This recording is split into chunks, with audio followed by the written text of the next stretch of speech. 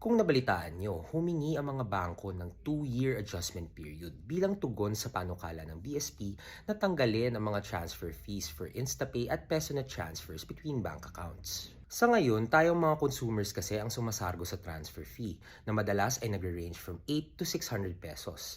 Therefore, ang panukalang ito ay isa sa mga initiatives or alternatives na ine-explore ng BSP to reduce the burden of transfers on the consumer's end and to further promote financial inclusivity.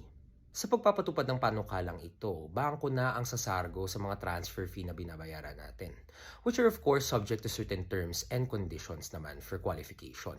Pero ang main na pangamba kasi natin dito ay sa pagpapatupad nito baka subukang bawiin ng mga bangko ang mga babayaran nila sa ibang paraan gaya ng lower interest rates for savings, mas mataas na interest rates naman for loans, at mas mataas na fines para sa ibang mga fees na kinokolekta nila mula sa atin.